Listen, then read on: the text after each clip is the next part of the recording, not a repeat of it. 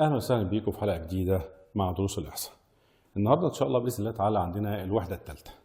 الوحده الثالثه دي من الوحدات المهمه قوي وتعتبر من الوحدات الكبيره. طبعا دي كانت موجوده في المنهج القديم، لكن هي اكبر وحده عندنا، فيها شويه حاجات الحقيقه دسمه كده، وتقريبا معظم المعلومات متركزه فيها. عندنا ان شاء الله فيها 4 دروس. اوكي، طبعا الوحده الثالثه هي بتتكلم عن الاحتمال والاحداث وحساب الاحتمال ومسلمات الاحتمال، الاحتمال الشرطي، الاحداث المستقله. يعني عندنا 4 حاجات.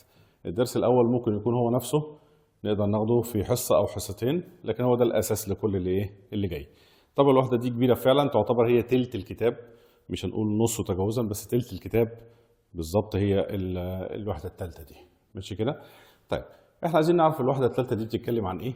فهي اول حاجه بتتكلم عنها الاحداث وحساب الاحتمال. الاحداث وحساب الاحتمال ده الحاجتين دول مهمين قوي. العمله، اوكي، وده بنسميه حجر النرد. زهر الطاوله ده او زهر الطاوله بنسميه بالنسبه للاحصاء او الاسم العلمي ليه حجر نرد. واضح كده؟ طيب احنا اول حاجه عندنا التجربه العشوائيه. يعني ايه تجربه عشوائيه؟ بنقول يا جماعه التجربه العشوائيه دي هي تجربه خلاص معلوم جميع نواتجها مسبقا. يعني كل النواتج اللي ممكن تطلع احنا عارفينها مسبقا، لكن ايا منها سيتحقق ده ما بنعرفوش الا بعد اتمام التجربه. زي ايه كده مثلا؟ زي لما اقول مثلا واحده حامل وهتولد وعارفين انها هتجيب حاجه من الاثنين، مالناش دعوه بشروط انها ممكن تجيب توأم وتجيب 3 و4، دي كلها حاجات يعني خارجه عن الموضوع.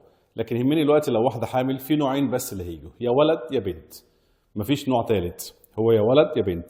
هتجيب مين فيهم ما بنعرفش الا بعد ما تتم الولاده ونعرف. خلاص، يعني لو شفنا واحده في الشارع هيبقى كده.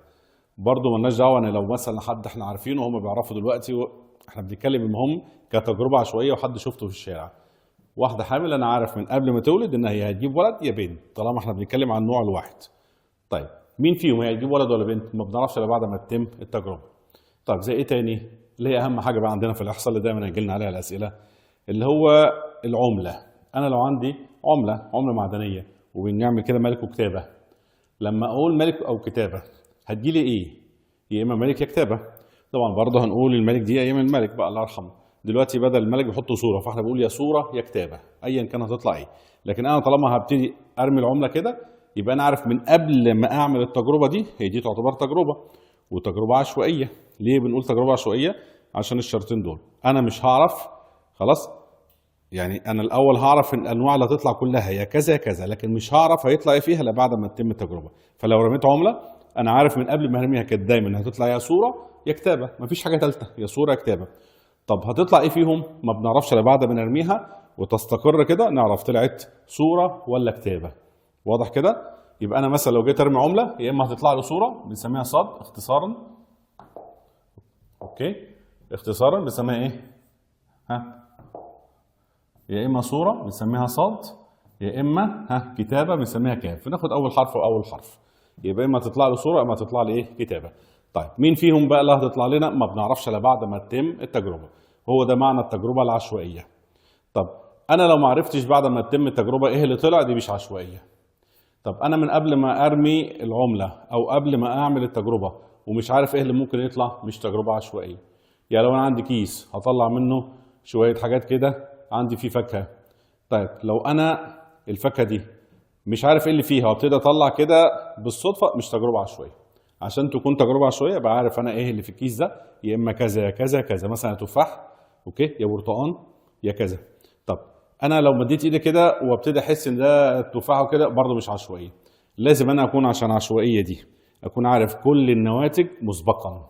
خلاص، ما اعرفش ايه اللي هيطلع الا بعد ما تتم التجربه. يعني ان انا اطلع حاجات الاقيها متشابهه، مش هعرف بالظبط كده، مش هقدر احس بايدي. لو احس بايدي ما تبقاش عشوائيه، دي تبقى حاجه متعمده، انا هقعد ادور لحد ما يطلع التفاحيه، ودي كده متعمده مش عشوائيه. العشوائيه ما يكون كلهم زي بعض، زي 3 كرات 3 كور زي بعض كده وليهم الوان مختلفه. اما اجي اسحب انا مش عارف انهي لون هيطلع، دي كده عشوائيه. لكن لازم برضه اكون عارف الالوان اللي موجوده من قبل ما ابتدي اختار كوره. عارف مثلا موجود احمر اصفر ازرق، طب مين فيهم اللي هتطلع لي؟ ما اعرفش، دي كده عشوائيه. يبقى انا بفرق بين العشوائيه واللي مش عشوائيه، ان انا لازم اكون عارف كل اللي ممكن يطلع لي او كل النواتج من قبل ما اعمل التجربه. دي اول شرط. تاني حاجه لما تيجي تطلع لي الحاجه التانيه انا ما ببقاش عارف ايه اللي هيطلع بالظبط. واضح كده؟ فاحنا هنركز بقى على الحاجات اللي بتيجي بالنسبه لنا في الاحصاء. اول حاجه العمله، لو جيت ارمي عمله ادي كده ايه عمله، خلاص. لو جيت ارمي العمله دي يا اما هتطلع صوره يا اما كتابه. طيب زهر الطاوله اللي هو حجر النرد، لو جيت ارميه هيطلع لي ايه؟ اللي ممكن اشوفه يا اما هيطلع لي واحد لو مكتوب عليها الارقام او مكتوب عليها نقط من 1 لحد 6، فيا اما هيطلع الواحد صح كده. الفاصله دي يعني بص مش هيطلعوا كلهم، يعني اما ده او هيطلع ده، يا اما هيطلع الواحد او هيطلع الاثنين او هيطلع الثلاثه او الاربعه. دي بنعملها اختصارا 5 6 حاجه من دول، واضح كده؟ يبقى انا لما اجي ارمي حجر النرد ده هيطلع لي يا 1 يا 2 يا 3 يا 4 يا 5 يا 6، مش هيطلع لي ارقام غير كده، مفيش 7. هو عندي 6 اوجه ليه، بيبتدي من الواحد لحد الايه؟ ال6. واضحه كده؟ يبقى تاني التجربه العشوائيه هي تجربه يمكن معرفه جميع النواتج الممكنه خلاص قبل اجراء التجربه، ولكن لا نستطيع ان نحدد ايا من هذه النواتج سيتحقق. مين اللي هيتحقق ما بنعرفوش الا بعد اجراءها. طب انا لما جيت اطلع كده اهو، قلنا فضاء العين اهو، قلنا برضو لو حد هيولد عمليه ولاده كده اهو هيطلع لي ايه؟ يا اما ولد صح كده يا اما بنت، بناخد اول حرف كده حاجه من دول. طيب انا لو جيت بقى دلوقتي انا عرفت الحاجات اللي ممكن تطلع كلها، بحطها بين اقواس كده اهو، اقواس مجموعه، دي بحطها بين اقواس مجموعه، دي بحطها بين اقواس مجموعه، واضح كده؟ يبقى دي الحاجات اللي ممكن تطلع لي كلها. الحاجه اللي ممكن تطلع كلها دي لما اجي دلوقتي اعمل تجربه، كل حاجه ممكن تطلع لي او كل النواتج الممكنه، خلي بالكم جميع النواتج الممكنه او كل النواتج الممكنه بسميها فضاء العينه. بسميها ايه بقى؟ بسميها فضاء العينه. خلاص يا جماعه؟ يعني ببتدي قبلها كده احط رمز ف، فضاء العينه بنرمز له بالرمز ف، فيبقى فضاء العينه اللي هي الاعداد دي. وخلي بالكم برضو مش كل الاعداد دي بتطلع لي، يا اما ده يا اما ده يا اما ده، يعني حاجه من دول. فاتفقنا ان فضاء العينه دي يعني كل النواتج اللي ممكن تطلع بكتبها، ده فضاء العينه. بيسميه فضاء العينه او فضاء النواتج. وكلمه فضاء النواتج دي كلمه فضاء اللي هي يعني الحاجه الواسعه قوي اللي بتلم كل حاجه، عشان كده سماها فضاء العينه اللي هو كل حاجه ممكنه، فده بنسميه فضاء العينه. واضح كده؟ طيب فضاء العينه بقول لك بقى هي مجموعه، طبعا بنحطها في اقواس مجموعه، يبقى فضاء العينه دي دايما بنحطها في اقواس المجموعه اللي هي كده اهوت. فنقول مثلا اللي هي الصوره او الكتابه، يا ده او ده حاجه منهم بتطلع. يبقى مجموعه ايه المجموعه دي؟ لازم تكون مجموعه جميع النواتج الممكنه الحدوث، خلاص كده بنكتبها لتجربه عشوائيه بيرمز لها عاده بالرمز ف. عايزين نرمز لها برمز تاني معرفش، لكن عاده بنرمز لها بالرمز ايه؟ ف. طيب هنأكد على حاجه في فضاء العينه دي. احنا بنقول اول حاجه الملاحظات دي، يسمى فضاء العينه احيانا فضاء النواتج. يبقى لو جالي في الامتحان وقال لك فضاء النواتج هي فضاء الايه؟ العينه. يا فضاء النواتج يا خلاص يا فضاء العينه فراغ العينه، كل واحد. اي عنصر من عناصر ف يعني ده او ده بنسميه الواحده منهم عينه، او بنسميه عنصر. في المجموعات ساعات نسميه عنصر، فيا اما عينه من الحاجات اللي بتطلع يا اما عنصر. احنا اتفقنا ان بنرمز لها بالرمز ف.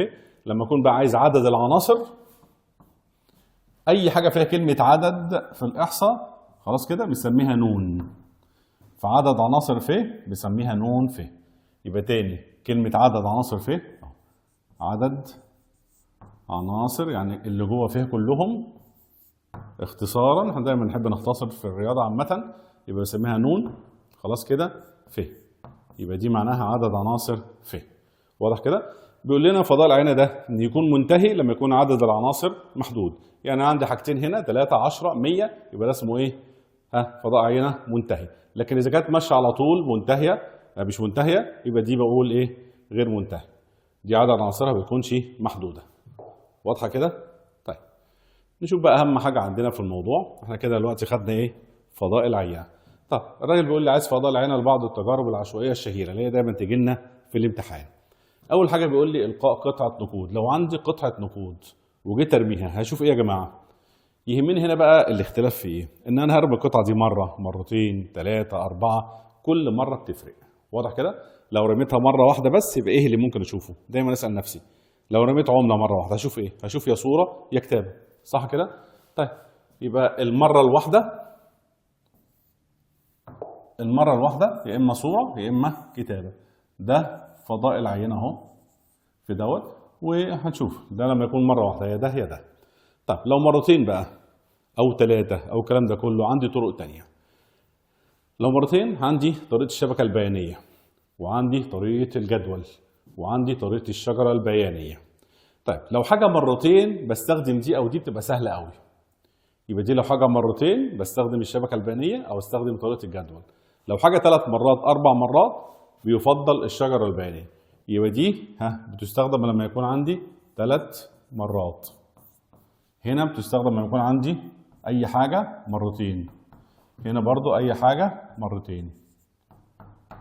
فمثلا نشوف انا لو عندي دلوقتي حته الشبكه البيانيه، الشبكه البيانيه دي اللي احنا عارفينها اللي هي المحاور الاحداثيات. بنعمل خطين كده اهو خلاص لما يكون حاجه مرتين. فانا عندي مثلا هرمي عمله مرتين. لما ارمي مره واحده فانا بكتب هنا المره الاولى وهنا المره الثانيه. فانا لو هرمي عمله اول مره بيطلع لي ايه؟ يا اما صوره يا اما كتابه. طب دي المره الاولى. لو رميت مره ثانيه برضو بيطلع لي هنا يا اما صوره يا اما كتابه. الشجره البيانيه بقى انا بعمل هنا اعمده كده اهو، وبعمل كده خطوط كده اهو. فاحنا النقطه دي زي ما بنقرا كده في اللي هي محاور الاحداثيات دي بتبقى عباره عن ايه؟ ده صوره وصوره، بنقرا ده الاول وبعدين ده. فدي تعتبر اسمها ايه؟ صاد وصاد، اللي هي النقطه بتاعت الالتقاء دي. طب هنا دي عباره عن كاف وبعدين صاد، يبقى دي كاف وصاد. طب النقطه دي صاد وكاف، صاد وكاف اهي. طب النقطه دي كاف وصاد، باخد الاول عند محور السينات وبعدين الصادات ده. يبقى دي هنا كاف الاول وبعدين كاف، يبقى كاف وكاف النقطه دي. يبقى بيطلع لي 4 حاجات. واضح؟ وهنكتب هو ده يعتبر فضاء العاده خلاص اهو. ال4 حاجات دول. طب لو جت عن طريق الجدول، الجدول ده برضو بعمل جدول كده اهو.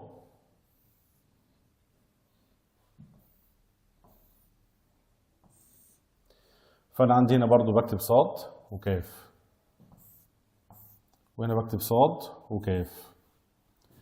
خلاص الجدول الناحيه دي بكتب الحاجه اللي هي اللي بتطلع لي اول مره. لو رميت مره بطلع يا صاد وكاف. طب لو رميت مره كمان هتطلع يا صاد يا كاف برضو. فببتدي برضو اشوف نفس الكلام شبه دي كده شويه.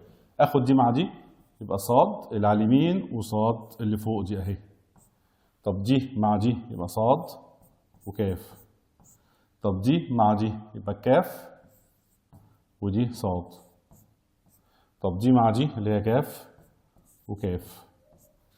يبقى ال4 حاجات اهم دولت هم فضاء العينه. طب نيجي بقى للشجره البيانيه، ودايما يفضل بنستخدمها كتير. الشجره البيانيه بقول انا لو جيت ارمي عمله بيطلع لي ايه؟ بيطلع لي احتمالين، يا اما يطلع لي صوره يا اما يطلع لي كتابه. دي المره اللي هي الاولى. طب اجي ارمي مره ثانيه فكل واحده يطلع منها تاني فروع تاني. فالمره الثانيه اهي يطلع لي يا اما صوره يا كتابه. طب هنا برضو المره الثانيه يطلع لي يا صوره يا كتابه. نخلي بالنا هنا بقى دي معناها ايه؟ دي كده الثانيه المره الثانيه. هنا معناها خلي بالكم يا جماعه، معناها لو انا اول مره طلع لي صوره ممكن المره الثانيه يطلع لي صوره، فتبقى صوره وصوره، صورتين المرتين طلعوا صورتين. يا اما كان المره الاولى صوره والمره الثانيه كتابه، يبقى صوره وصوره بكتب جنبها هنا هتطلع صوره وبعدين صوره. طب لو دي صوره وبعدين كتابه بنقول صوره وكتابه. بمشي مع الايه السهم كده ده. طب لو كانت اول مره طلعت كتابه والمره الثانيه هتطلع صوره فبكتبها كتابه وبعدين صوره. او كان ممكن يطلع كتابه وبعدها كتابه فبنقول ان هنا كتابه وكتابه. دوت اهو فضاء العينه بتاعه اهو، هو ده فضاء العينه. ال4 دول هم ال4 دول هم ال4 دول. يبقى انا عندي ده فضاء العينه لو حاجه مرتين. طبعا كل حاجه استخدمناها مرتين اهو. لو جيت استخدم بقى حاجه 3 مرات، لو ثالث مره هيطلع من الفرع ده تاني. كل مره اطلع فروع من كل حاجه طلعت لي. هنا بقى ما ينفعش مره ثالثه. هنا كل حاجه مرتين بس عشان دي مره ودي مره. هنا السين والصادات دي مره ودي مره. اما الشجره دي تمشي لحد 10 مرات ما عندناش اي مشكله. واضح كده يا جماعه؟ طبعا دايما حاجه زي كده انتوا برضو شغلوا الفيديو ايه مره ثانيه وثالثه هتلاقوا نفسكم ان شاء الله بتفهموا والدنيا ماشيه كويسه. ما ننساش يا جماعه ان شاء الله ندوس اللايك خلاص ونفعل الجرس، واللايك ده بيوصل لاكبر عدد ممكن الناس تشوفه ان شاء الله. يبقى برضو زي ما قلنا كده صدقه جاريه ان شاء الله. طيب ادي الشكل كده على نضيف. احنا اتعودنا ناخد الحاجه كده نبقى ايه الصوره على نضيف. ادي الشبكه اهو، بنكتب اللي هي صاد وصاد وكده، نفس اللي احنا خدناه اهو من شويه، خلاص مكتوب. دي الجدول، دي اللي هي الشجره البيانيه. بيطلع صوره، يا اما تطلع منها صوره يا كتابه، الكتابه يطلع منها صوره يا كتابه، وهكذا. واضح كده يا جماعه؟ طيب احنا عندنا نقطه مهمه قوي عايزين نقولها.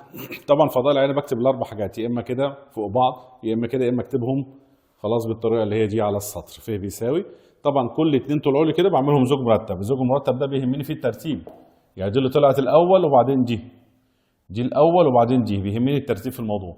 فانا كتبت هنا اهو صوره وصوره، خلاص كده، او صوره وكتابه، او كتابه وصوره دي، او كتابه وكتابه. دايما احنا بنقول كده يا جماعه، خلي بالكم، لو عايز اعرف عدد خلاص العناصر اللي هتطلع جوه ف اهي، عدد عناصر ف اربع حاجات بعرفهم ازاي؟ بقول عدد الاوجه، انا عندي العمله ليها كام وجه؟ 2. عدد الاوجه خلاص، بص عدد المرات هرميها كام مره؟ 2، فيبقى 2 أس 2 ب4. طب لو رميتها 3 مرات يبقى عدد الاوجه 2 وعدد المرات اللي هرميها 3، 2 أس 3 ب8. واضح كده؟ اللي هي 2 في 2 في 2 في 2 4 مرات، فيطلع 8 عناصر. يبقى لو كنت هرميها 3 مرات، هكمل الجدول ده 3 مرات وهناخد واحده 3 مرات دلوقتي، يطلع لي 8 عناصر، وهكذا. يبقى عدد عناصر ف بيساوي ايه يا جماعه؟ عدد الاوجه اس عدد المرات. واضحه كده؟ طيب في الملاحظه دي نخلي بالنا من حاجه. بيقول لي فضائل العين القاء قطعتي نقود متميزتان. كلمه متميزتان دايما هتجينا في الامتحان. متميزتان يعني مختلفتين، متميزتان يعني اقدر اميزهم عن بعض، اقدر اعرف دي من دي. فانا لما اجي ارمي عملتين دلوقتي، انا مش هرمي عمله واحده، لما ارمي عملتين لو رميتهم زي بعض بالظبط مش هعرف افرق بينهم مين الاولى ومين الثانيه. فلازم لما يكونوا عملتين يكونوا مثلا واحده اللي هي مثلا تبقى جنيه، واحده مثلا نص جنيه، فاعرف اميز بينهم، عشان احنا قلنا اهم حاجه الترتيب. فلما اجي اقول فضائل هنا لازم اقول الكبيره الاول بعدين الصغيره، الجنيه وبعدين النص جنيه في كل مره، عشان اعرف هنا الاول صوره بعدين كتابه، مثلا هي كتابه وبعدين صوره. طيب انا عندي يا اما كده يا اما العمله، لو ما عنديش حاجتين زي بعض مختلفين يعني ارمي عمله وبعدين الثانيه. زي ايه مثلا؟ انا عندي دلوقتي لما نيجي نلعب طاوله بنلعب بظهرين، صح كده؟ طب لو ما فيش ظهرين في البيت ممكن الظهر نفسه ارميه مرتين، خلاص كده، يبقى اما الظهر مرتين العبه لو ما عنديش حاجتين، لو عندي اتنين ارمي الاتنين مره واحده. هنا عشان اطلع فضاء عينه لازم الاتنين دول اكون مختلفين، يا اما واحد لون واحد لون تاني، يا اما واحد كبير واحد صغير، المهم ان اقدر افرق بينهم، عشان كل مره اطلع حاجه اقول الكبير وبعدين الصغير، او اقول الاحمر وبعدين الاصفر، يعني لازم مهم قوي عندي الترتيب. واضح يا جماعه؟ طيب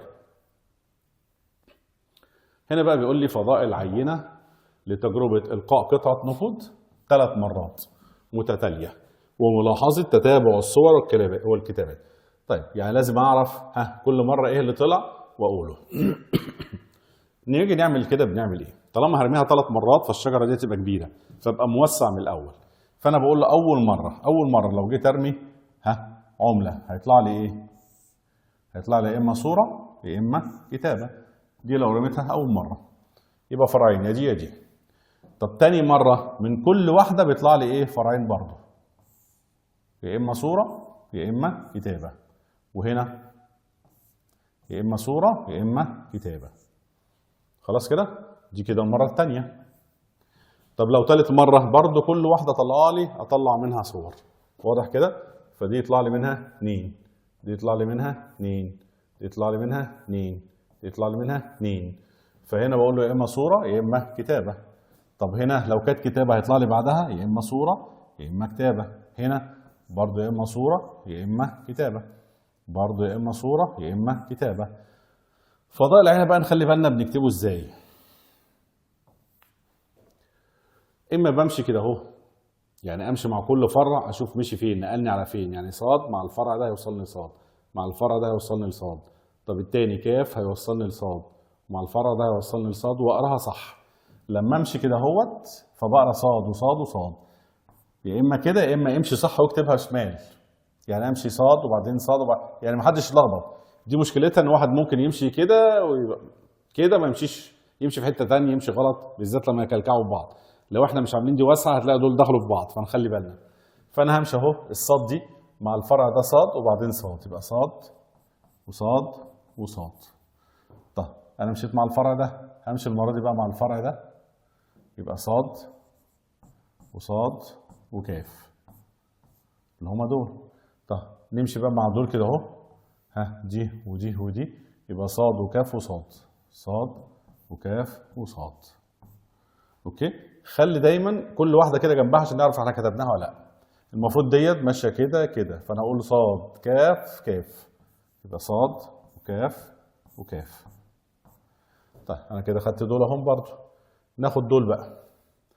هنا الصاد والصاد والكاف دي فاقراها كاف وصاد وصاد، يبقى كاف وصاد وصاد. طيب خدت دي، هاخد بقى ديت اهي، يبقى كاف وصاد وكاف، كاف وصاد وكاف. طيب ناخد بقى الفرع ده اللي هو هنا كده، يبقى كاف وكاف وصاد، كاف وكاف وصاد. ناخد اخر حاجه اللي هي كاف وكاف وكاف.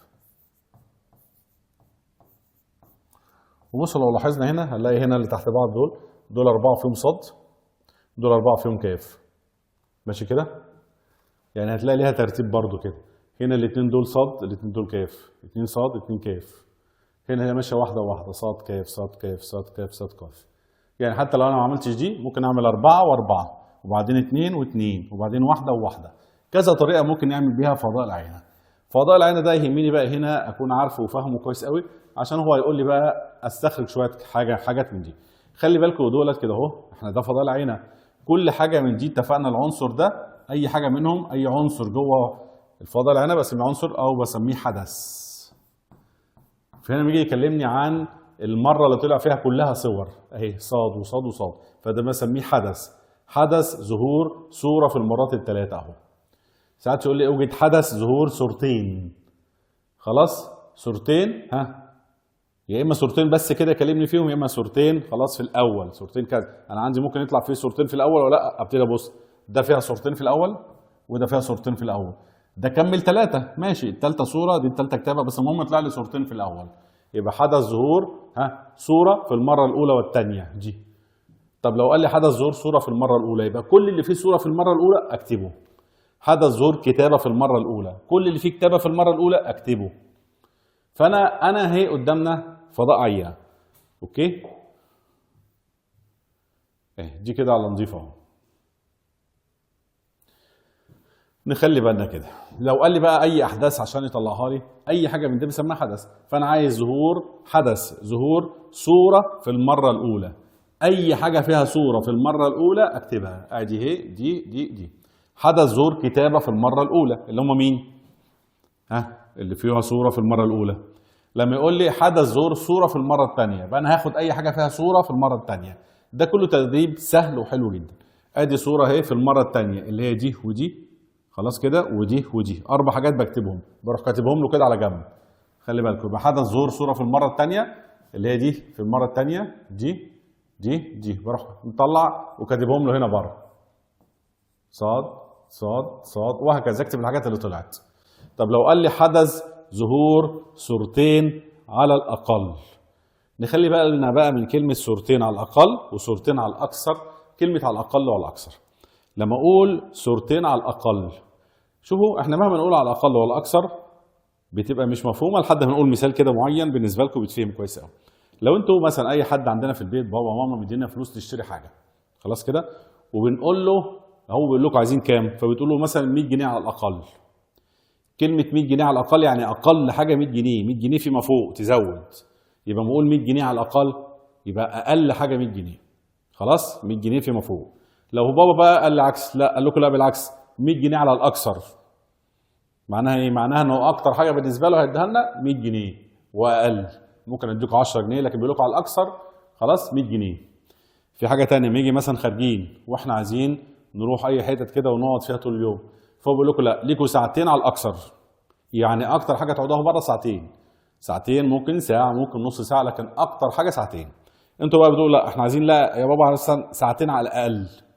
كلمه ساعتين على الاقل يعني اقل حاجه عايزين ساعتين، واضح كده؟ فلما الراجل يقول لي بقى صورتين على الاقل معناها اقل حاجه صورتين، يبقى صورتين 3 فيما فوق يعني. طب لو قلنا مثلا صوره على الاكثر، صوره على الاكثر معناها ايه؟ معناها اكتر حاجه صوره، يعني يا صوره يا مفيش. طب لما يقول لي هنا صوره على الاكثر، يعني اكتر حاجه صوره دي ما ينفعش اخدها فيها 3، دي فيها 2 ما اخدهاش، دي فيها 2 وهم ما اخدهاش، دي فيها صوره اخدها. اكتر حاجه صوره اخدها، دي فيها 2 ما اخدهاش، يبقى انا هاخد دي اهي عشان فيها صوره. دي فيها 2 ما اخدهاش، دي فيها صوره اخدها عشان اكتر حاجه صوره. دي فيها صوره بس اخدها. طب دي ما فيهاش صوره خالص اخدها عشان انا قلت على الاكثر صوره على الاكثر، يعني يا صوره يا ما فيش. هنا ما فيش يبقى اخدها. يبقى حدث ظهور صوره على الاكثر تقول الاربعه دول اللي فيهم صوره واحده او ما فيهاش. دي اللي انا بقول عليها عملتين متميزتين، اقدر افرق بينهم، افرق بين الجنيه وبين النص جنيه. فانا كل ما ارميهم وعايز اعرف طلع لي ايه في الوشين، فدايما اركز ان اقول الكبيره الاول وبعدين الصغيره في كل مره. يعني انا هرمي العمله 3 مرات، لما ارمي العمله 3 مرات بعمل ايه؟ يبقى لازم يا عمله واحده 3 مرات يا اما 3 مختلفين. طب لو هرمي الاثنين دول كل شويه هرمي العملتين، فلازم كل مره اقول له الكبيره وبعدين الصغيره، اقول له الجنيه وبعدين النص جنيه، اقول له طلعت دي هنا كتابه ودي كتابه. لو اتعكسوا يبقى في صوره مثلا وصوره، صوره وكتابه، فكل مره اقول واحده معينه هي الاول، الكبيره هي الاول. خلاص كده، عشان كده لازم يكونوا مختلفين. طالما هرميهم مع بعض لازم يكونوا مختلفين عشان تركيزي دايما اقول دي وبعدين دي. طب ما فيش اتنين غير بعض يبقى لازم برمي واحده مرتين، فبقول له المره الاولى طلعت كذا والمره الثانيه كذا. الاولى طلعت صوره، الرميه الاولى.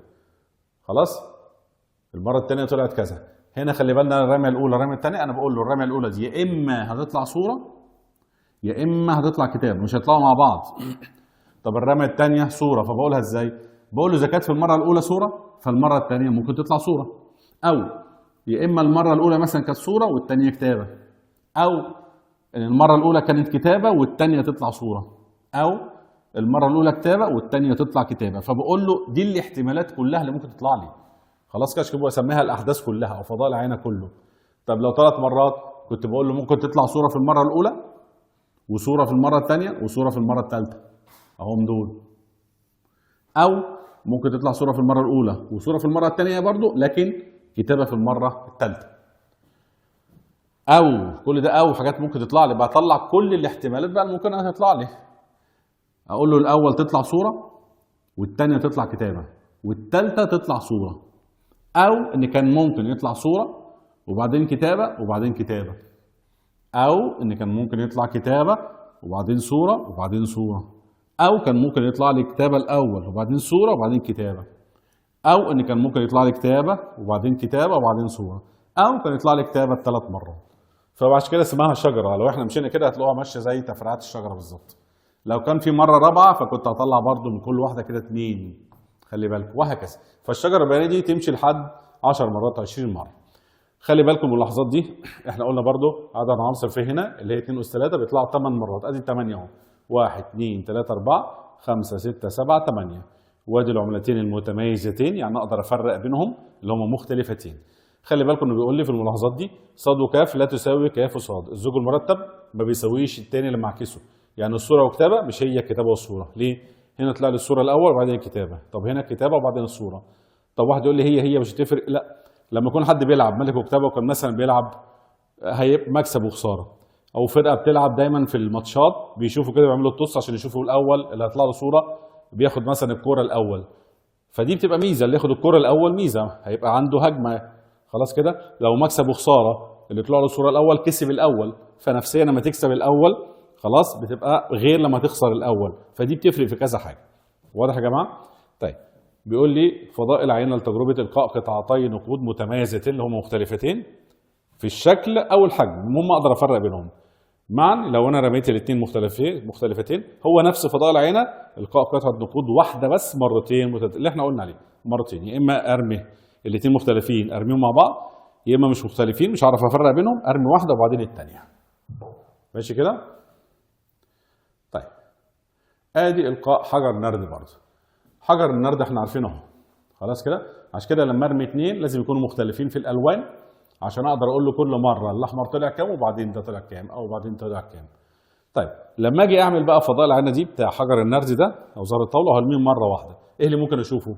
يا 1 يا 2 يا 3 يا 4 يا 5 يا 6. كل اللي ممكن اشوفه دول مفيش غيرهم، يبقى ده اسمه فضاء العينه. طيب عدد عناصر فضاء العينه اللي بنسميها نون ف طلع كام عدد العناصر ده؟ 6. واضح يا جماعه؟ يبقى عدد العناصر 6، دي 1 2 3 4 5 6. طيب فضاء العينه ده بقى لو انا عايز ارمي حجر النرد ده مرتين، اتفقنا ممكن اعمله ازاي؟ عندي 3 حاجات، يا اما الشبكه البيانيه، خلاص كده، يا اما الشجره البيانيه، يا اما الجدول. طيب نشوف الثلاثه برضه. لو الشبكه البيانيه بعمل ايه؟ اتفقنا لو الشبكه انا بعمل كده وبعمل كده، صح كده؟ وهنعمل 6 خطوط، 1 2 3 4 5 6. ادي 1 2 3 4 5 6. وهنا نفس الكلام، ادي 1 2 3 4 5 6. يبقى 1 2 3 4 5 6. فدي كده اهو بنسميها ايه؟ 1 و1. يبقى دي 1 و1. النقطة دي باخد ده الأول وبعدين ده، يبقى دي 2 و1 وهكذا بقى، 3 و1 4 و1 5 و1 وهكذا. فالنقطة دي لو خدتها يبقى دي معناها 6 و6، يبقى بكتب هنا 6 و6. طب النقطة دي لو خدتها يبقى 1 و6، 1 و6 وهكذا، بملى كله بقى. طب دي أول نوع، دي اسمها ايه؟ الشبكة البيانية، الشبكة البيانية. طيب لو خدت الجدول،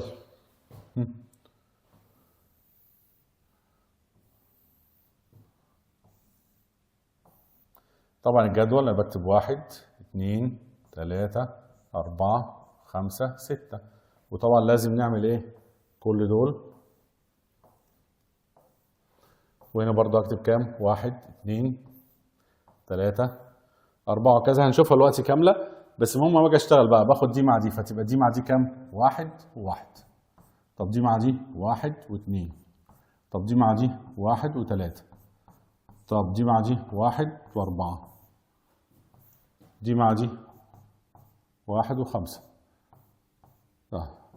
الواحد مع دي 1 و6. بمشي كده وابتدي بقى من جديد، دي مع دي يبقى 2 و1 واكمل 2 و2 واكمل ده كله. هنا هتبقى دي مع دي 6 و1 واكمل مع كله، صح كده؟ طيب نشوفها كده معموله بقى على نضيف زي ما بنتفق كده اهو عشان ما نضيعش وقتنا. ادي اهو خدت 1 و1 1 و2، مليت الجدول كله لحد دي مع دي 6 و6. هي بتاخد وقت شويه لكن امرها كله سهل. وادي الشبكه البيانيه، دي مع دي، النقطه دي اللي هي 1 و1. ها؟ طيب النقطه دي اللي هي هنا معناها 2 و1، النقطه دي 3 و1 وهكذا. يعني كل نقطه من هنا بنعبر عن حاجه. دي كده معناها 3 و4. واضحه كده؟ طيب دي كده اللي هي ايه؟ الجدول. دي اللي هي الشبكه. لما نيجي نبص بقى على حاجه دلوقتي، خلي بالنا من حاجه الاول، شويه الملاحظات ديت. عدد عناصر ف بنقول الستة في 6 او 6 اس 2. احنا قلنا عدد الاوجه 6 وعايزه كم مره؟ مرتين، يبقى 6 اس 2 فتطلع 36. دول يطلعوا 36 عنصر. ماشي يا جماعه؟ ساعات نقول كده وساعات نضرب الستة في الستة ب 36. طيب نفس الكلام فضاء العينه لحجرين نرد متميزين، هم لو رمينا الاثنين مختلفين مره واحده. عايزين نشوف بقى اللي هي الشجره اللي هي كبيره قوي. الشجره فانا برمي من 1 ل 6، دي 1 2 3 4 5 6، 5 زهور نرد اهو، وكل واحد يطلع منه 6. فيبقى 1 و1 1 و2 1 و3 1 4. بس طبعا ما نفكرش نعمل دي، وهو دي مرتين. بيفضل دايما ما يجي لي اللي هي حجر النرد اعمله بالجدول، اسهل حاجه الجدول. خلاص يا جماعه؟ طيب اتفقنا وخدنا من شويه اللي هي العناصر اللي بتطلع لي دي كل واحده منها بسميها حدث. فلو عايز ما طلعنا كده ده اسمه حدث ظهور. مثلا صوره في المره الاولى، اخد اي حاجه فيها صوره في المره الاولى. لو قال لي صوره في المرتين اشوف اللي فيه صوره في المرتين. اي حاجه منهم لوحدها كده بسميها حدث. ده كله على بعضه اسمه فضاء العينه. طب لو انا عايز بس حدث او حاجه واحده، لو عايز اقول له طلع لي خلاص كده الحاجات اللي طلع فيها صورتين، فبقول له حدث ظهور صورتين. يبقى المجموعه اللي هطلع لي ايه؟ حدث ظهور صورتين. لو عايز اطلع دي لوحدها بكتبها اسميها حرف تاني زي ده كده، اسميه الف. يبقى الف بيساوي المجموعه، لازم اقواس مجموعه وجواها ازواج مرتبه. خلاص كده؟ يبقى ده حدث ظهور ايه؟ صوره في المرتين. خلاص كده يا جماعه؟ طب المجموعه بقول لكم دي مجموعه جزئيه من ف، طالما بطلع حاجه واحده منها زي ما خدنا زمان في اعدادي، اي واحده من دول مجموعه جزئيه من ف كلها. خلاص كده؟ لازم يكون جواها عشان نقول مجموعه جزئيه. يعني دي لوحدها مجموعه جزئيه، لو خدت الاثنين دول مع بعض مجموعه جزئيه، لو خدت الثلاثه مجموعه جزئيه، وهكذا. حتى لو خدت الاربعه اسمها مجموعه جزئيه. طيب بيقول لك مجموعه حدث ظهور صورتين اللي هي دي. طب لو خدت دي ودي بيقول لك حدث ظهور وجهين متشابهين، يعني يطلع لك الحاجتين زي بعض، يا اما تطلع صوره وصوره يا كتابه وكتابه اهم. اسميهم برضو حاجه لوحدها اسم تاني يبقى ب. يبقى الف دي حدث، بكتب كده يا جماعه حدث ظهور زي ما انا عايز بقى، ممكن اقول له صوره في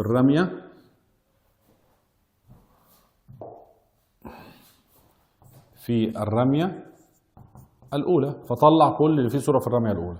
يا اما اقول له حدث ظهور صورتين متتاليتين، يعني صورتين ورا بعض. طب هنا صورتين ورا بعض هي دي، ساعات بيكون عندي 3 حاجات فاخد اللي فيهم صورتين ورا بعض، سواء في الاول سواء في النص. ماشي؟ يعني لو شفنا كده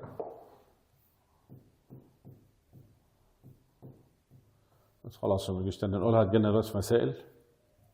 اللي هو ما كان عندي مثلا عندي صاد وصاد وكاف، وعندي صاد وكاف وصاد، وعندي كاف وصاد وصاد.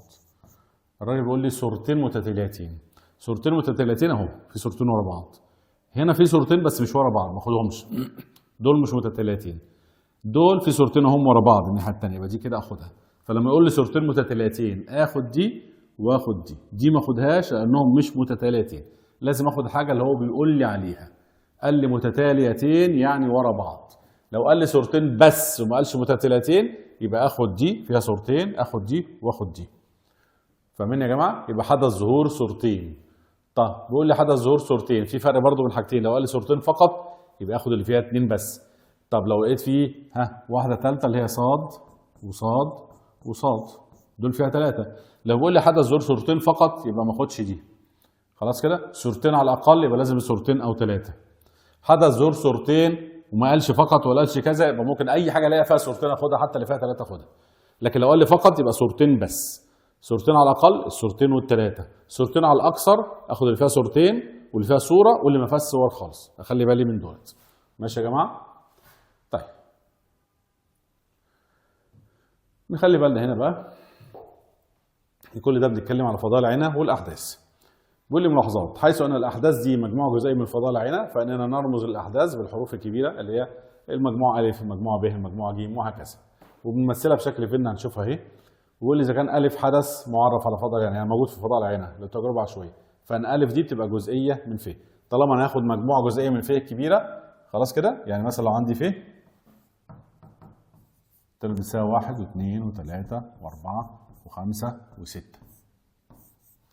لو انا عايز الاعداد الزوجيه اللي هي 2 و4 و6، ده بسميه ايه؟ مجموعه جزئيه من ف، واكتبها لوحدها. ممكن اسميها الف يساوي 2 و4 و6، يبقى دي الاعداد الزوجيه. يبقى ده حدث اهو، وده مجموعه جزئيه من ده. وممكن امثلها بشكل فين، اسمي الف لوحدها واكتب جواها 2 و4 و6، وفضاء العينه كله الباقي بكتبه بره، هنشوف دلوقتي. طيب بيقول لك باعتبار المجموعه فيه الشامله، فانا لو عندي دي كده اهو، الالف هسميها ايه؟ بقول له 2 4 و6. بقيه المجموعه بحطها جوه، بحط هنا الواحد ماشي، بحط هنا الثلاثه، بحط هنا الخمسه. فهلاقي فيه المجموعه كلها دي بتاعت اعدادي. ادي الف لوحدها اللي هي مجموعه الاعداد الزوجيه اهي، بقيت فيه بكتبه براها، فبيبقى عندي اللي جوه الالف لوحده واللي بره الالف لوحده، وكله على بعضه بيطلع فيه اللي هي مجموعه الاعداد كلها، او كل فضاء العينه كله عندي بكتبه جوه فيه دي. دي لو قال لي بشكل فين، ودي بحتاجها كتير. خلاص كده نخلي بالنا. تاني انا طلعت الف اللي بيقول لي عليها وفيه. الف بحطها الاول جوه مجموعه واسميها الف، اوكي؟ طبعا في ناس هتقول كنا بنحط نقطه بنحط علامه في، تتحط او ما تتحطش، هي مش شرط يعني احط نقطه هنا او احط نقطه هنا او علامه في، ده كله ما بيفرقش. خلاص؟ يبقى انا بكتب اهو الف جوه الف، وبقيه فضاء العينه بتبقى جوه البرواز ده. يبقى ده كله على بعضه في، دي لوحدها الف. خلاص كده؟ وهناخد دلوقتي ان دي الف والمكمله اللي هي براها، هنشوفها دلوقتي. طيب بيقول لي بقى الحدث البسيط اللي هو الحدث الاولي. خلي بالكم في فرق بين اثنين، بين الحدث الاولي والعدد الاولي. العدد الاولي اللي احنا عارفينه، الاعداد الاوليه مش بنتكلم عنها، بتكلم عن الحدث الاولي. الحدث الاولي ده الحدث اللي بيبقى فيه ايه؟ عنصر واحد بس. خلاص كده؟ يبقى الحدث البسيط او الاولي هو مجموعه جزئيه من فضاء العينه تحتوي على عنصر واحد فقط. زي ايه؟ لو قال لي مجموعة الأعداد الأكبر من 5. ايه الأكبر من 5 هنا؟ 6 بس. وسمينا المجموعة دي ج. يبقى ده بسميه حدث أولي. أولي يعني عنصر واحد فقط. ماشي يا جماعة؟ بيقول له اهو، فمثلا في تجربة إلقاء حجر النرد مرة واحدة نجد إن فيه أهي. لو قال الحدث ألف، حدث ظهور عدد يقبل القسمة على 5. مين اللي بيبقى على 5؟ ده بس، مفيش غيره. يبقى ألف يساوي 5 ده بسميه حدث بسيط أو أولي. حدث بسيط أو أولي، يا إما الاسم ده يا إما الاسم ده. ونفرق بين الحدث الأولي العدد الأولي. في فرق بين الاثنين. العدد الأولي برضه هنقوله في وقته وهنراجعه تاني. خلاص كده، اللي هي الأعداد اللي بتبقى على نفسها بس والواحد. هنقوله تاني في وقته يعني. بس دلوقتي خلي بالكم من 3 حاجات احنا بناخدها: الحدث الأولي والحدث المؤكد والحدث المستحيل. ال3 بيقولوا في الامتحان كده، يقول لك اختر الفرق بين ده وبين ده وبين ده. الحدث المؤكد ده لما اخد فيه كلها. لو خدت كل العناصر من 1 ل6 اللي خدناها من شويه يبقى ده اسمه الحدث المؤكد، ان انا باكد ان خدت كل شيء. طب الحدث المستحيل اللي هو مش موجود، الحدث الخالي، زي ما اقول لك هات لي مجموعه العدد الاكبر من 6 في حجر النرد من 1 ل6 بس. لما يقول لي هات مجموعه العدد الاكبر من 6 فيه، مش هلاقي، فده بسميه حدث مستحيل. ماشي يا جماعه؟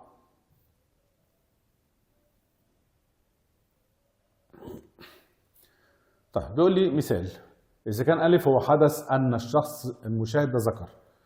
احنا عندنا في ناس بتشوف شوية حاجات، فلو هو ذكر ده اسمه ألف. ب بقى ده حدث أن الشخص المشاهد أنثى. خلاص؟ دي الأحداث المتنافية. يعني إيه يا جماعة حدثين متنافيين؟ حدثين متنافيين يعني إذا حصل حاجة ما تحصلش التانية. يعني أنت حضرتك دلوقتي وأنت قاعد، يا إما أنت شخص مذكر يا مؤنث. إذا قلت عليك مذكر يبقى خلاص معناها انك مش مؤنث. طب لو قلت عليكي مؤنث يبقى معناها ان انت مش مذكر. يعني اذا حصل حاجه بتنفي الثانيه لوحدها. خلاص كده؟ طالما قلت مذكر يبقى انا نفيت ان مؤنث خلاص. مش لازم اقول له انت مذكر مش مؤنث، لا، هي خلاص انت مذكر يعني نفيت انها مؤنث. فكلمه مذكر ومؤنث دول اسمهم حدثين متنافيين. يعني اذا حصل حاجه تنفي الثانيه. ماشي يا جماعه؟ يعني حاجات كتيره كده ممكن نجيبها. لو النور عندكم مطفي، النور شغال، لو قلت مطفي يبقى مش شغال، مش شغالين. لو قلت شغال النور ومنور يبقى مش مطفي. يبقى لو حصل حاجه بتنفي الثانيه. واضح كده؟ طيب يبقى دي اللي احنا قلناها بتاعت ايه؟ مذكر ومؤنث. بيقول لي في تجربه القاء حجر نرد مره واحده وملاحظه العدد الظاهر على الوجه العلوي بيطلع لي من 1 ل6. خلاص كده؟ يبقى الفاضل يعني كله من 1 ل6. لو قال لي اذا كان الف ده هو حدث ظهور عدد فردي يبقى بكتب الاعداد الفرديه كده وسميتها الف. طب ب عباره عن ايه؟ هو حدث ظهور عدد زوجي يبقى الاعداد الزوجيه. العدد برضه يا اما هيطلع فردي يا اما زوجي. اذا قلت انه فردي يبقى كده نفيت ان هو اذا قلت انه فردي نفيت ان هو زوجي. طب اذا قلت ان هو زوجي نفيت ان هو فردي. فلما اقول العدد الزوجي لو سميت ده الف وده ب بقول تقاطعهم بيساوي فاي. مفيش حاجه مشتركه بينهم، ودول تقاطعهم بيساوي فاي يعني عددين متنافيين اذا حصل حاجه بتنفي الثانيه. يبقى خلي بالكم زوجي وفردي حاجه منهم بتنفي الثانيه، فبقول تقاطعهم فاي. مش ممكن يتقاطعوا، مفيش حاجه مشتركه ابدا. المذكر ومؤنث حدثين متنافيين تقاطعهم بيساوي فاي. يبقى الاحداث المتنافيه تقاطعها بيساوي فاي. ماشي يا جماعه؟ ودي نقطه مهمه قوي قوي قوي هتجيلنا في مسائل كتيره جدا. لما يكون يا جماعه حدثين متنافيين، خلي بالكم حدثين متنافيين يبقى تقاطعهم بيساوي صفر. التقاطع بتاعهم بيساوي فاي. تقاطعهم بيساوي فاي. الاحتمال هيساوي صفر هناخده كمان شويه، لكن دلوقتي التقاطع بيساوي فاي. يعني مش ممكن يتقاطعوا. اهو تعرف يقال ان الحدثين الف وب متنافيين اذا كان تقاطعهم يساوي فاي، يسموه متنافيين. خلاص كده؟ طيب يقال لعدة أحداث إنها متنافية إذا وفقط إذا كانت متنافية مثنى. يعني إيه؟ يعني لو أنا عندي 3 حاجات بقى. ماشي يا جماعة؟ ال3 حاجات عشان نقول عليهم إحنا خلاص عرفنا الحاجتين لما يكونوا متنافيين تقاطعهم صفر. طب لو 3 حاجات قلت مثلا إن في أعداد أقل من ال3 وأعداد ماشي كده أكبر من ال3، يبقى ده أقل وده أكبر، وفي ال3 حاجات مختلفة. لو قلت 3 يبقى لا أكبر ولا أصغر. لو قلت اصغر يبقى لا بيساوي 3 ولا اكبر، وهكذا. المهم عشان اقول ان ال3 احداث متنافيين يبقى كل اتنين مع بعض متنافيين، بنقول عليهم متنافيين مثنى مثنى. يعني مثنى دي يعني اتنين. لما اقول ثلاث حاجات متنافيه لازم يكون كل اتنين متنافيين، دول متنافيين دول متنافيين والاثنين دول متنافيين، كل اتنين مع بعض متنافيين. يبقى تاني يا جماعه، لو انا قلت لكم ثلاث احداث متنافيه يبقى كل اتنين منهم متنافيين. لو عندنا اتنين بس الاتنين متنافيين يبقى تقاطعهم بيساوي فاي، لا يمكن يتقاطعوا. ماشي يا جماعه؟ طيب شويه ملاحظات كل، عشان كده بقول لكم الباب ده مهم، هو دسم شويه، في شويه معلومات مهمه جدا وفي شويه حاجات هنحفظها. اللي احنا قلناه دلوقتي بيقول اذا كان الف تقاطع ب بيساوي فاي، عرفنا انهم متنافيين على طول. فاي ممكن يقول لك اختر شويه حاجات، متنافيين متقاطعين كذا كذا كذا، يبقى طالما تقاطعهم فاي متنافيين. اذا كان عندي ثلاث حاجات خلاص كده، ثلاث احداث من فهم من فضاء العينه، وكان الالف والب تقاطعوا فاي، الب والجيم تقاطعوا فاي، الجيم والالف تقاطعوا فاي، يعني كل اثنين متقاطعين اهم تقاطعهم فاي، يعني متنافيين كل اثنين. فبنقول له ان الالف والب والجيم دول احداث متنافيه. والعكس صحيح، لو قال لي متنافيه بستنتج ان كل اثنين مش بتقاطعوا متنافيين. بيقول لك الاحداث البسيطه الاوليه اللي هو كل حدث في عنصر واحد بس، اي احداث بسيطه خلاص بتكون متنافيه على طول. اي حدث الف ومكملته هما حدثان متنافيان. احنا اتفقنا لو انا عندي كده اهو من شويه وده كده اهو المجموعه الف ودي ف، يبقى اللي بره ده اللي هو المتكاملتين مكمله.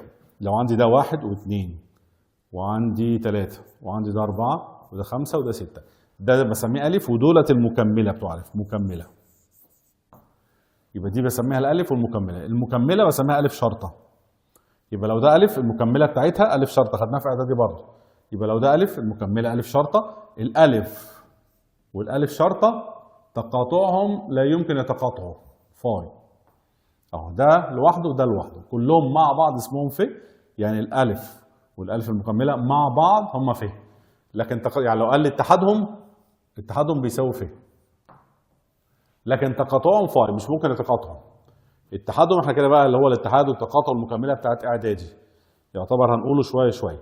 فاحنا اول حاجه عندنا الحاجه ومكملتها، الحاجه ومكملتها مش بيتقاطعوا، ده فاصل بينهم.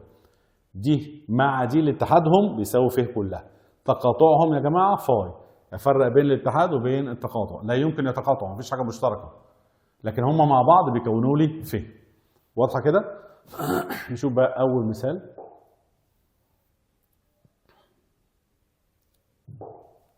كده احنا خدنا شويه حاجات، يعني ايه فضاء العينه، يعني الكلام ده كله، وده اول مثال عندنا. بيقول لي اكتب فضاء العينه لكل من التجارب العشوائيه الاتيه: القاء قطعه نقود مره واحده، ملاحظه الوجه الظاهر. لو رميت قطعه نقود مره واحده يا اما هيطلع لي صاد يا اما هيطلع لي كاف، صح كده؟ وبعمل عليها اقواس ان ده فضاء العينه كله وبسميه ف. طيب ولاده الطفل وملاحظه نوع الطفل، ولد ولا بنت؟ يبقى ف بتاعتي هنا هتطلع يا اما ولد يا اما بنت. طيب القاء حجر نرد او زهر طاوله وملاحظه العدد الظاهر على الوجه، يبقى ف عندي هتطلع يا اما واحد يا اثنين يا ثلاثه يا اربعه يا خمسه يا سته. ادي فضاء العينه كله اللي ممكن يطلع. الضغط على احد ارقام التليفون اللي معايا سواء الموبايل سواء في البيت، وملاحظه الرقم الذي تم الضغط عليه. الارقام اللي انا بتصل بها ايه هي؟ يا اما واحد يا اثنين يا ثلاثه، وممكن امشي كده لحد 9. اختيار طالب من مدرسه ثانوي عام ومعرفه الصف الذي يدرس به، يبقى انا عندي فيه يا اما هيطلع ايه يا اما الصف الاول يا اما الصف الثاني يا اما الصف الثالث، ولازم القوس بتاع اقواس المجموعه. واضحه؟ يبقى دي فضاء العينه بتاعت حاجه كلها مره واحده بس. ناخد مثال تاني. حلو، نخلي بالنا بقى. بيقول لي القي حجر نرد منتظم مره واحده بس، يبقى فيه عندي على طول بيساوي ايه؟ والاحظ العدد الظاهر على الوجه العلوي، يبقى لازم اجيب فيه.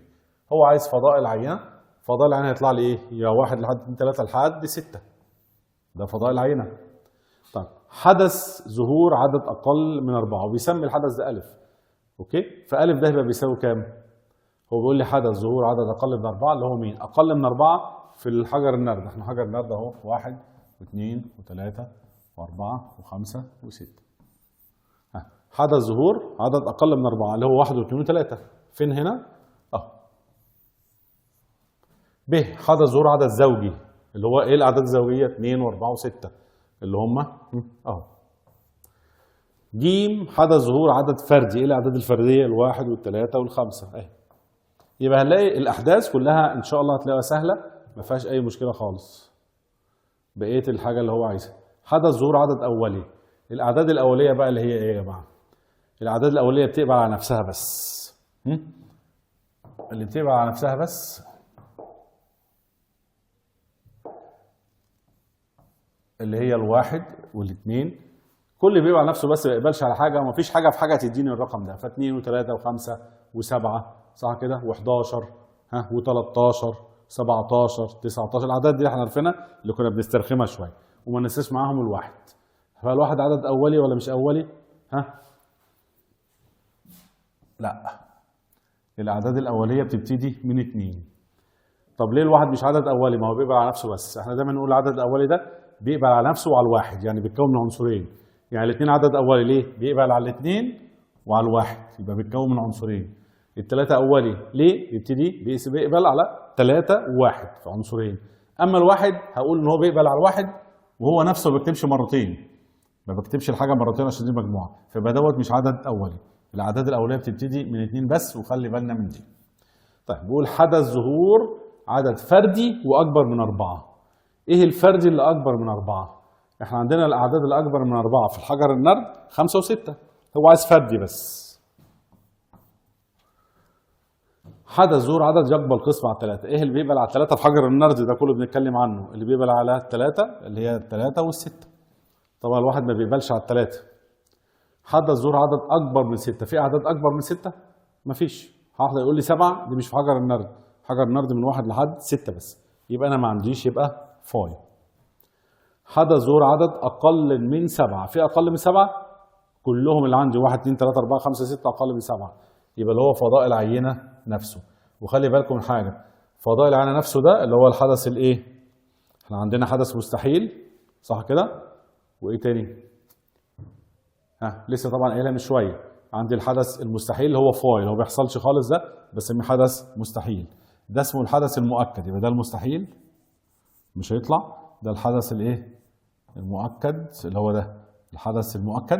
وفي عندي الحدث الاولي لو طلع عنصر واحد زائد، يبقى انا الثلاثه موجودين عنده. لو قال لي النوع ده حدث اولي. واضحه يا جماعه؟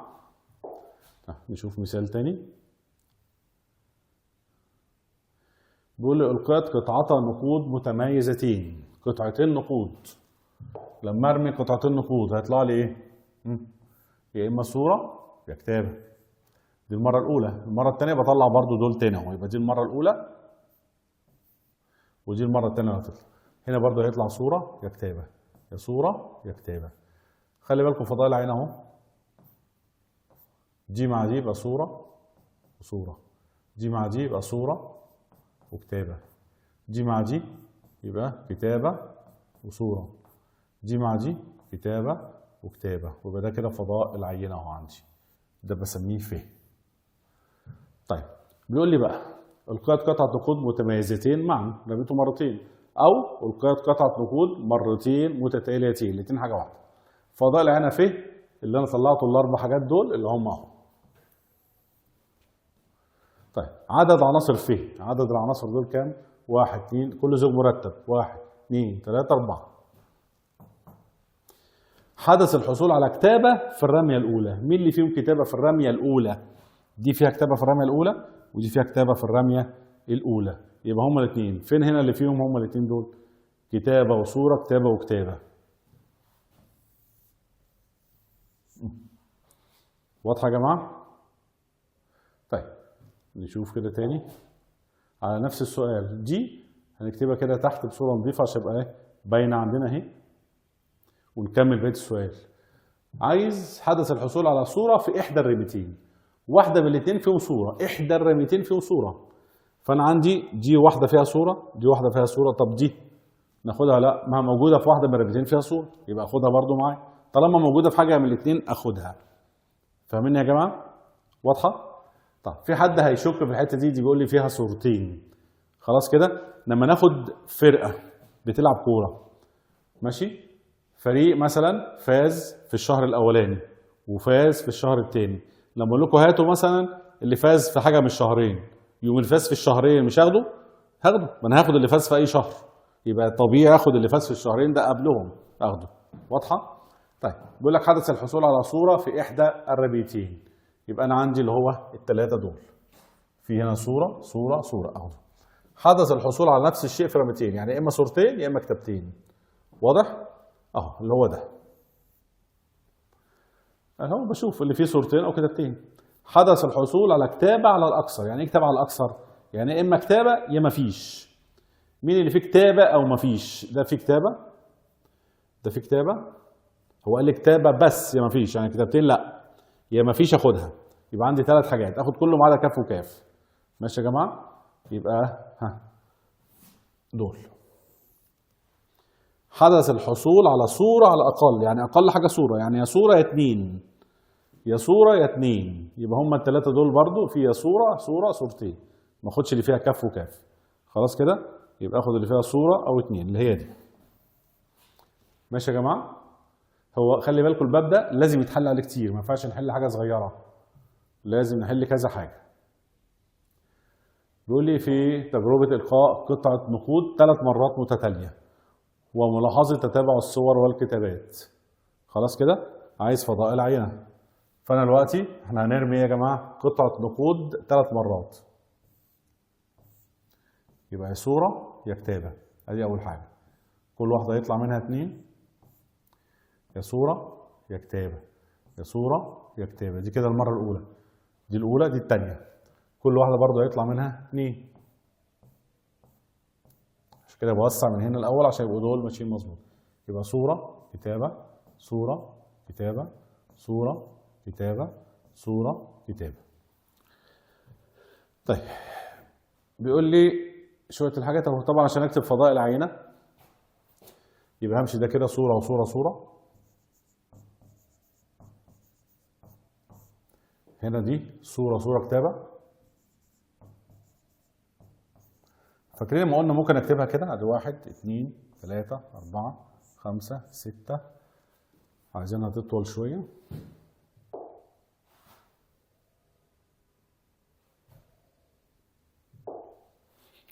ادي 1 2 3 4 5 6 7 8. لو حد فاكر احنا قلنا ايه؟ قلنا بنكتب اول مرة اهو صور 4 مرات وبعدين كتابة. 1 2 3 4 5 6. يبقى دي يا جماعة اكتبها. خلاص 4 صور 4 كتابات وبعدين صورتين كتابتين، صورتين كتابتين، وبعدين صورة كتابة صورة كتابة صورة كتابة صورة كتابة. دي طريقة ودي طريقة، عندنا كذا حاجة. الراجل بيقول بقى عايز الحدث بتاع ظهور صورة في الرمية الأولى. كل اللي فيه صورة في الرمية الأولى 4هم، يبقى ال4 اللي فوق دول فيهم صورة في الرمية الأولى، أكتبهم. طب ب حدث ظهور كتابتين بالظبط متتاليتين. فين اللي فيه كتابتين متتاليتين؟ كتابتين متتاليتين، أدي واحدة لازم يكونوا ورا بعض، يا هنا يا هنا، صح؟ وادي كتابتين متتاليتين. خلي بالكم كتابتين بالضبط، يعني ما اخدش اللي فيهم 3. لو كان ما قالش بالظبط دي كان هنا في برضه في فين؟ احنا خدنا ايه؟ كتابتين متتاليتين. لو كان ما قالش بالظبط كنت خدت دول لان فيهم برضه كتابتين متتاليتين. واضحه؟ طيب حدث ظهور صورتين على الاقل، يعني في صورتين او 3. صورتين على الاقل، اقل حاجه صورتين. يبقى في صورتين اخده واللي فيه 3 اخده. في 3 اخده، 2 اخدهم، صورتين اخدهم اهم. صوره واحده لا، احنا قلنا فين اللي بناخدها؟ صورتين على الاقل، اخد اللي فيه صورتين و3. دي فيها واحده بس لا، دي صورتين، دي واحده لا، دي واحده لا، دي واحده لا. انا باخد اللي فيه صورتين او 3، يبقى هم طلعوا دول واكتبهم. طب حدث ظهور كتابه على اكثر، يعني في كتابه او ما فيهوش. خلي بالكم بقى اللي فيه كتابه واحده بس خلاص كده او ما فيهوش هيطلعوا لي 4. اللي فيه كتابه واحده بس، ادي كتابه واحده، كتابه على الاكثر، يعني فيها كتابه او ما فيش، ما اخدش اللي فيه اتنين. كتابه على الاكثر، دي فيه اتنين ما اخدهاش، دي فيه اتنين ما اخدهاش، دي تلاته ما اخدهاش. طب كتابه على الاكثر اخد اللي فيه كتابه او ما فيهوش، يبقى لازم اخد دي برضه عشان دي ما فيهاش. واضح كده؟ المفروض في واحده كمان فيها كتابه بس، كتابه بس اهي، لان هيطلعوا 4، لان في 3 فيهم كتابه بس، واحده هنا واحده في النص واحده في الاخر وفي ما فيهاش، فبيطلعوا 4. من كتر الحل هنعمل كده برضه، هنبقى عارفين من قبل ما اختار كده هم كام. طب حدث ظهور كتابتين بالظبط، خلاص كده. هنا الفرق ايه؟ قال لي كتابتين بالظبط متتاليتين، هنا كتابتين بالظبط مش شرط متتاليتين، يعني خدوا الانبعاد. فانا اللي عندي فيه كتابتين، ادي واحده فيها كتابتين خلاص كده وجنب بعض، ودي واحده فيها كتابتين ومش جنب بعض، اوكي، واحده فيها كتابتين اهم جنب بعض، طلعوا كام؟ 3، عشان قال لي كتابتين بالظبط. لو كان قال لي كتابتين فقط كنت خدت كتابتين فقط او بالظبط، لو كان قال كتابتين وما قالش حاجه كنت اخد برضو اللي دول اللي فيهم 3 خدهم.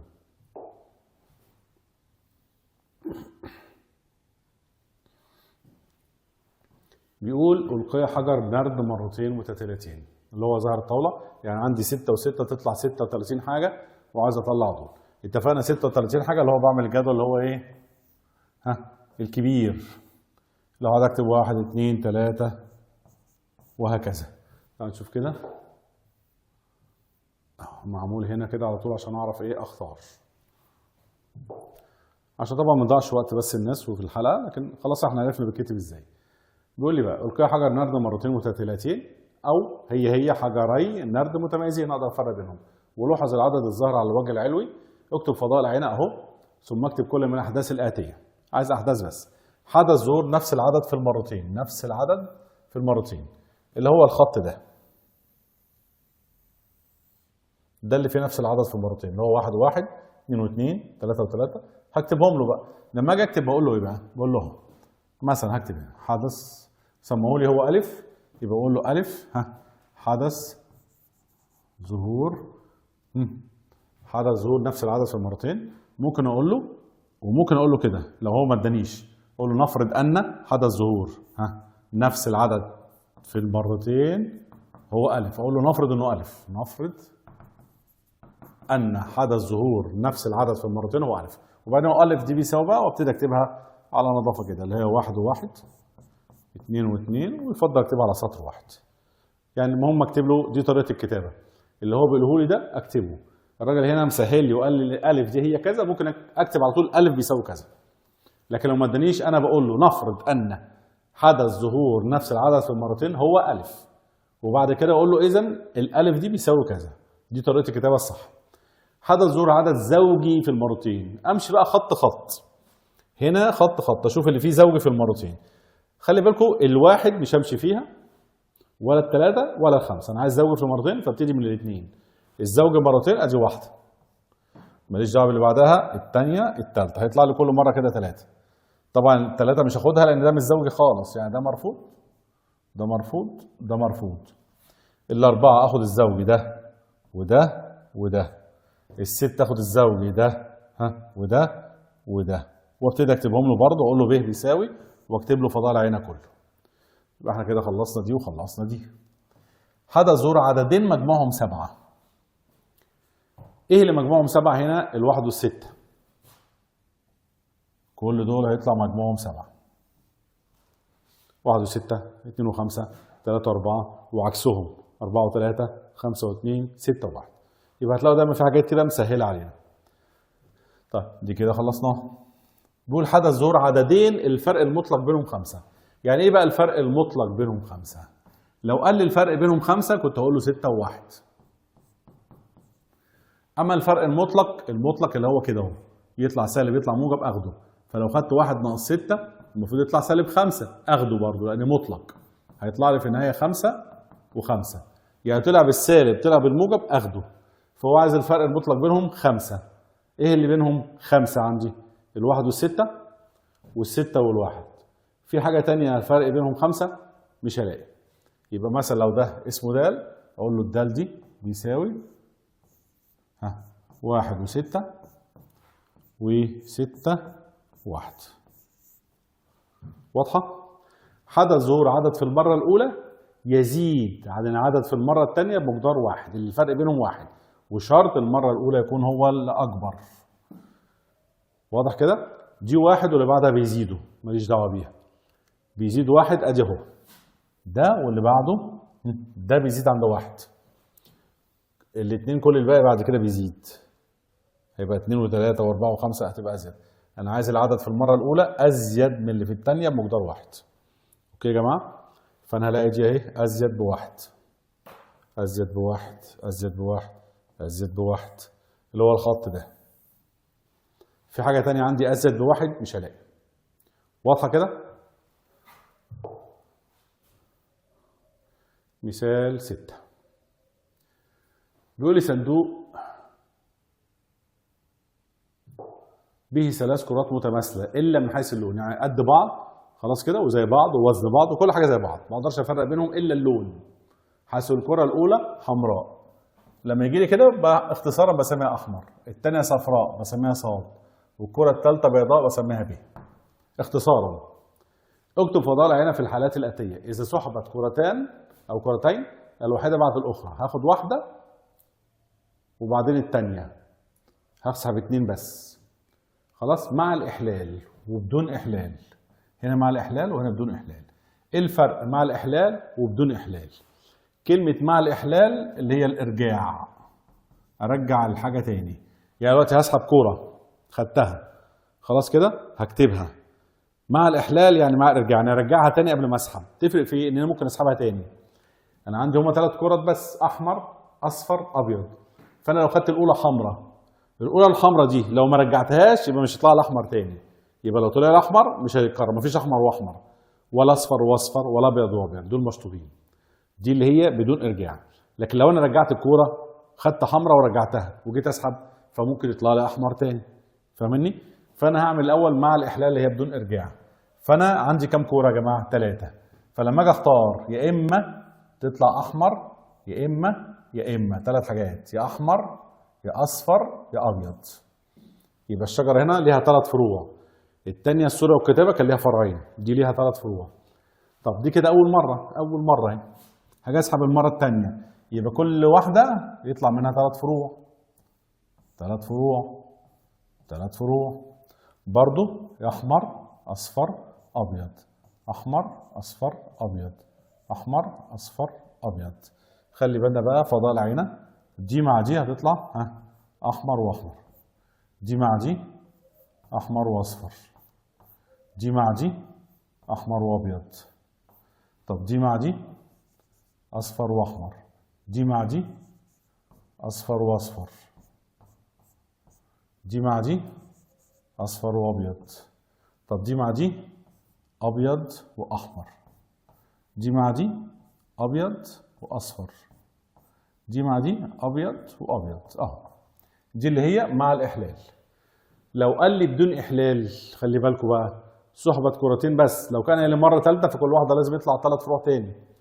بدون إحلال يعني مش هرجع الكورة، يعني طلع أحمر مش هيطلع أحمر تاني، يعني مفيش دي. لو طلع أصفر مش هيطلع أصفر تاني، يعني أشيل دي. لو طلع أبيض مش هيطلع أبيض تاني، فأشيل دي. فيطلع لي هنا كام بقى؟ خلي بالكم فضاء العين هنا كان 9، اللي هو عدد الحاجات المختلفة 3. سحبت مرتين يبقى 3 أس 2 ب9. لو أنا بقى بدون إحلال ما رجعتش الحاجة اتشال 3، فيصبحوا عدد فضاء العين 6. يبقى بدون إحلال طلعوا 6، مع الإحلال طلعوا 9. خلي بالنا من الفرق. وهنا بقى بيقول لي هات بقى مثلا حدث ظهور كرة حمراء في المرة الأولى، في المرة كذا، بقعد أختار منهم وبتبقى الدنيا سهلة جدا جدا جدا، ما فيهاش أي حاجة. واضح؟ كده احنا خدنا الأحداث يا جماعة مع بعض، ولو قعدنا نشوف الحلقة التانية كده برواقة وشوفنا الحاجة اللي فيها هلاقي الدنيا كويسة قوي إن شاء الله، ما عنديش أي مشكلة. احنا دي طبعا أول مرة، المرة الجاية هناخد فيها بقى شوية احتمالات، ويعني إيه احتمال ويعني إيه تقاطع، الحاجات دي. المرة الجاية فيها 4 قوانين كده أو شوية حاجات كده، هنبتدي نحفظ شوية حاجات. خلي بالنا الباب ده فيه شوية قوانين، 10 قوانين. أنا عشان أحل كويس لازم أكون حافظها زي اسمي. هنيجي نقول لا أنا مش شرط أحفظها، تبقى عندي في ورقة وأجيب الورق لا يمكن أحل كويس. لازم اكون فاهم القانون عشان اعرف انا هحل ازاي. مش هقعد ادور على القانون وابتدي اشوف هو عايز ايه وابتدي ادور، ده ما ينفعش في امتحان خالص. لازم اكون حافظ القوانين دي عن ظهر قلب. لو انا حفظت القوانين وجيت احل هلاقي الباب ده ميه. مش حافظ القوانين مش هعرف احل حاجه، خدها من دلوقتي كده بنقولها. فاحنا دي متقسمه على حاجات، كل مره هحفظ شويه حاجات كده، بالذات الاسماء. كلمه على الاقل يعني ايه ليها قانون، على الاكثر ليها قانون، عدم كذا ليها قانون. ففي شويه حاجات ليها بالرموز وبيها بالكلام، هنحفظ ده وهنحفظ ده، وبعد ما نحفظها هنلاقيها سهله قوي قوي قوي الباب ده ان شاء الله، ويبقى باب كده مزاج بالنسبه لكم ان شاء الله. بس لازم اكون حافظ القوانين ان شاء الله. فكل مره هنقول الحاجه اللي بتتحفظ كده وتبقى الدنيا ماشيه ان شاء الله كويسه وسهله باذن الله تعالى. ما ننساش ندوس يا جماعه اللايك خلاص كده، ونشير اللي عندنا ده ان شاء الله، وندوس على الجرس ونفعله عشان اي حلقه جديده ان شاء الله تنزل لنا. والى لقاء اخر باذن الله تعالى. السلام عليكم ورحمه الله وبركاته.